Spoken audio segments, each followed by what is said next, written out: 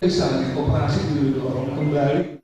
Wakil Ketua Komisi 6 DPR, Erik Satria Wardana menyatakan negara Indonesia tidak siap untuk bersaing dalam masyarakat ekonomi ASEAN, MEA, atau dibukanya perdagangan bebas antara negara ASEAN.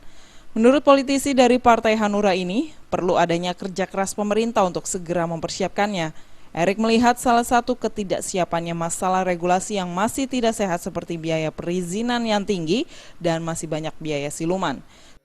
Nah, kenapa tidak siap? Karena itu tadi, soal misalnya diantaranya soal cost structure industri kita itu tidak sehat gitu ya.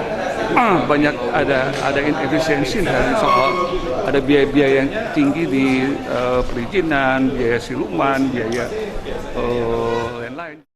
Sedangkan menurut mantan Menteri Perdagangan Mendak Rahmat Gobel, saat ini kebijakan pemerintah belum menyentuh sektor industri karena investor yang masuk hanya sebatas membuka lapangan kerja, tapi belum mampu bersaing menjual hasil produknya secara maksimal.